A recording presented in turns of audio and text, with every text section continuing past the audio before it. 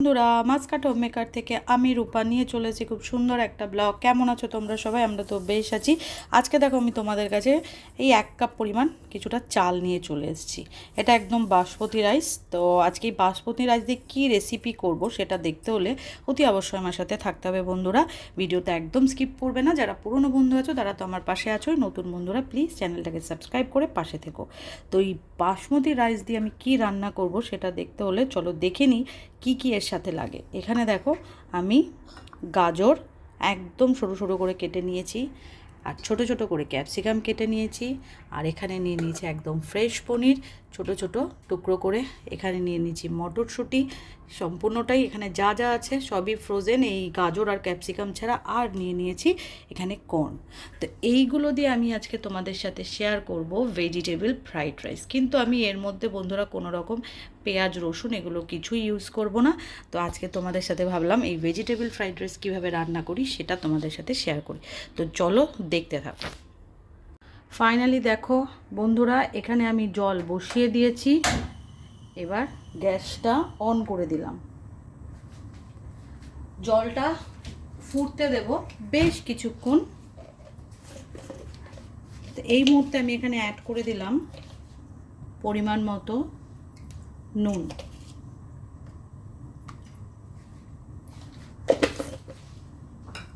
আর এখানে আমি চালটা ধুয়ে রেখেছি। তো চলো জলটা ফুটে এলে আবার তোমাদের কাছে আসছি। একদিকে আমার ভাতটা হচ্ছে, আরেক দিকে আমি একটা কড়াই বসিয়ে দিয়েছি। তাতে আমি বেশ খানিকটা তেল অ্যাড করব।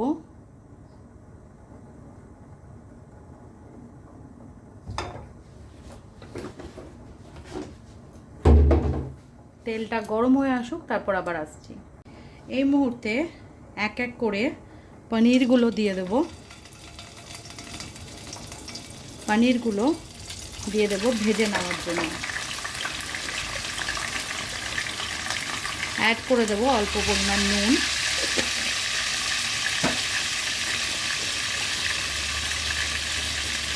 আর অল্প পরিমাণ লঙ্কার গুঁড়ো।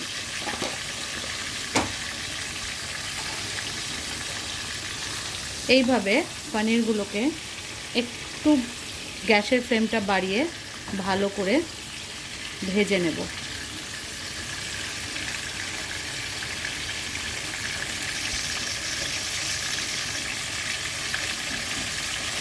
চলো পনিরটা একটু লাল লাল ভাজা হলে তারপর আবার আসছি।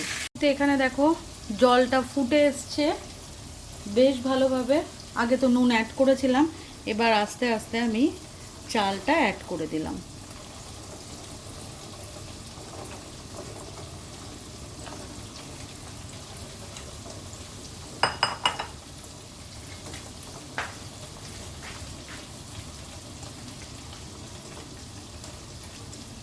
চলো ভাতটা হয়ে এলে আবার তোমাদের কাছে আসি।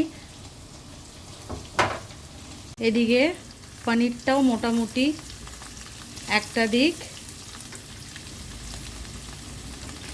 ভাজা হয়ে গেছে। একটু কড়া ভাজতে হবে, কারণ অনেক সময় ফ্রাইড রাইসে দিলে নরম থাকলে ভেঙে যাওয়ার একটা সম্ভাবনা থাকে। তো এইভাবে ভেজে নিতে হবে পনিরগুলোকে। আর পনির একটু বেশি ভাজা হলে দেখবে খেতেও ভালো লাগে। তো এইবার আস্তে আস্তে আমি পনিরগুলোকে সব তুলে নেব।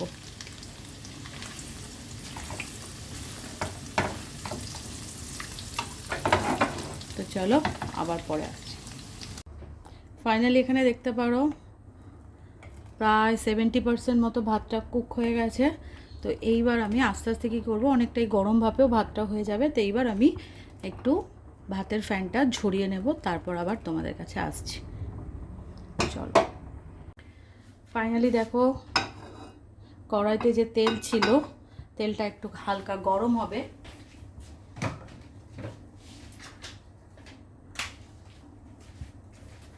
যেহেতু ফ্রাইড রাইস ঘি না দিলে তো চলেই না। এটা কিন্তু আমি একদম ঘরোয়া পদ্ধতিতে পনির ফ্রাইড রাইস করছি। এটা তোমরা বাচ্চাদের টিফিন বক্স বলো, লাঞ্চ বক্সের জন্য একদম পারফেক্ট। তো সেভাবেই আমি করছি। তো চলো দেখতে থাকো। দেখলে ঘি ফোড়ন দিয়ে দিলাম, এর মধ্যে দিয়ে দেব গোটা গরম মশলা।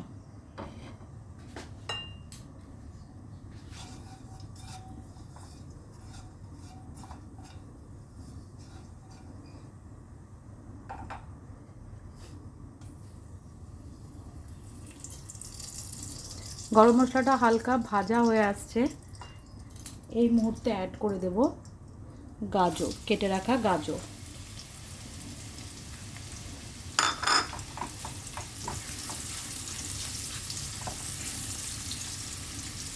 গাজরটা হালকা ভাজা হলে তারপর আবার আসছি।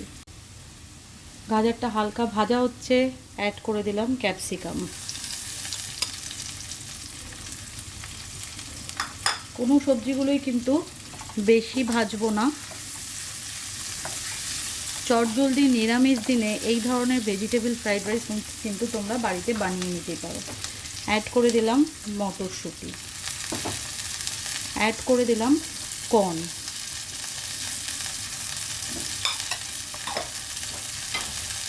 অ্যাড করে দিলাম ভিজিয়ে রাখা অল্প পরিমাণ কাজু আর কিশমিশ।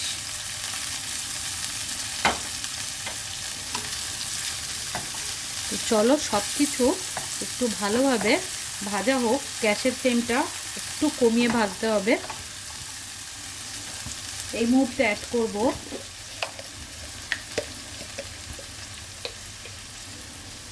অল্প পরিমাণ নুন, যেহেতু ভাত ফোটানোর সময় আমি অনেকটাই নুন অ্যাড করেছিলাম। তো চলো একটু ভাজা হোক, তারপর আবার আসছি।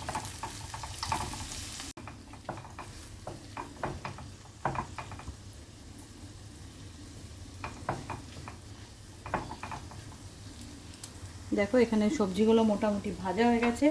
এই মুহূর্তে অ্যাড করে দেব একটু চিলি সস। এটা তোমরা অপশনাল দিতেও পারো, নাও দিতে পারো। আর একটু অ্যাড করে দিলাম সয়া সস। যেহেতু বাচ্চারা খাবে, মুখে যেন একটু টেস্ট আসে, এর জন্য আমি এখানে এটা অ্যাড করলাম। তোমরা অ্যাড করতেও পারো, নাও করতে পারো।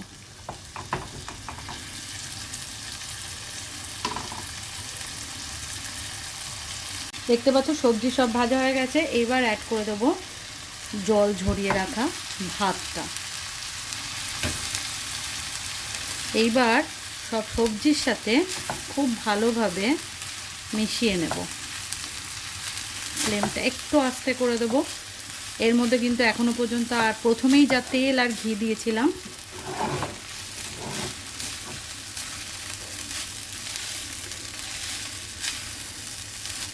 এইভাবে খুব ভালোভাবে মিশিয়ে নেব।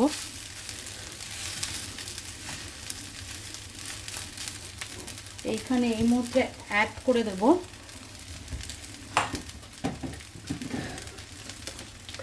কিছুটা পরিমাণ,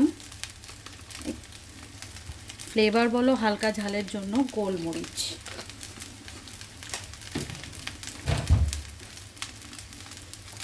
এইবার খুব ভালোভাবে মিশিয়ে নেব।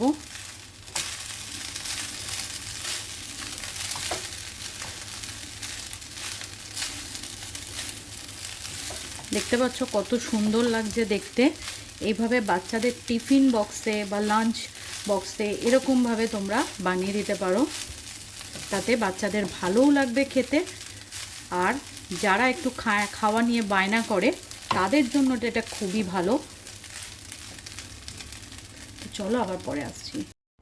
এই মুহূর্তে অ্যাড করে দেব এখানে পরিমাণ মতো চিনি। ফ্রাইড রাইসে একটু চিনিটা ভালোই লাগে, তো অনেকে আবার চিনিটা পছন্দ করে না, সেক্ষেত্রে তোমরা চিনিটা স্কিপ করতে পারো। আমি তো এটা বাচ্চারাও ট্রাই করতে পারে, বড়রাও ট্রাই করতে পারে, তো এর জন্য একটু চিনি অ্যাড করেছি। তারপর অ্যাড করে দিলাম ভেজে রাখা পনিরগুলো। তো পনিরগুলোর সাথে চিনি রাইস খুব ভালোভাবে এখন মিশিয়ে নেব। পনিরগুলো দেখেছো আমি আগেই ভেজে নিয়েছি। তারপর ওপর দিয়ে ছড়িয়ে দিলাম একটু ঘি। যেহেতু এগুলো মিক্স করব, তো এর জন্য এখন একটু ঘি দিয়ে সব কিছুর সাথে মিশিয়ে নেব। দেখতে পাচ্ছ কত সুন্দর দেখতে লাগছে, একটা কালারফুল একটা ডিশ যেটাকে বলে সেটা এরকম লাগছে দেখতে। তো তোমরা নিরামিষ দিনে এইভাবে তোমরা কিন্তু সবাই পনির ফ্রাইড রাইস এভাবে বানিয়ে নিতে পারো, কোনো রকম ঝামেলাই ছাড়া চটজলদি এভাবে বানিয়ে নিতে পারো। অসাধারণ লাগে দেখতে, খেতেও অসাধারণ লাগে। তো এইভাবে ভালোভাবে মিশিয়ে নিতে হবে। তো দেখতে পাচ্ছ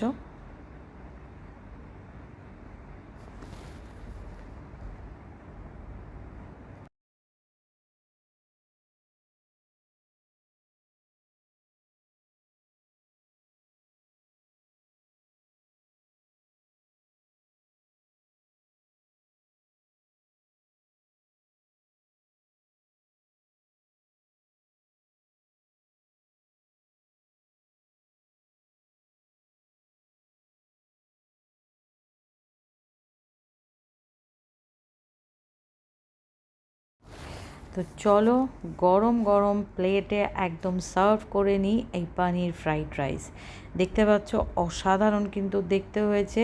তো যে কোনো অনুষ্ঠান বলো বা ঘরোয়া কিছু অনুষ্ঠান থাকলে বা বাড়িতে বাচ্চারা বায়না করলে, অনেক সময় ভাত খেতে না চাইলে, অনেক বাচ্চারা আছে সবজি খেতে চায় না, তো সেই ক্ষেত্রে তোমরা কিন্তু এইভাবে পনির দিয়ে পনির ফ্রাইড রাইস তোমরা বানিয়ে দিতে পারো। তাতে বাচ্চারা কিন্তু অতি সহজেই খেয়ে নেবে, সবজিও খাবে, ভাতও খাবে, প্লাস পনির তো আছেই, এটা দেখে দেখেই বাচ্চারা খেয়ে নেবে।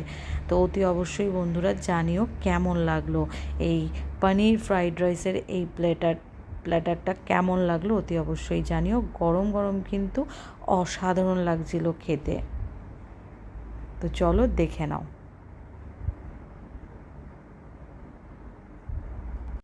ফাইনালি পনির ফ্রাইড রাইস আমার একদম রেডি বন্ধুরা। তা একদম নিরামিষ মতে এই ধরনের পনির ফ্রাইড রাইস যদি তোমরা বাড়িতে বানাতে চাও তো প্লিজ চ্যানেলটাকে ভিজিট করো। আর যদি এই পনির ফ্রাইড রাইস রেসিপিটা তোমাদের ভালো লাগে, ভিডিওটা ছেড়ে যাওয়ার আগে like, comment, share and subscribe করতে একদম ভুলো না। Thank you for watching. Tata.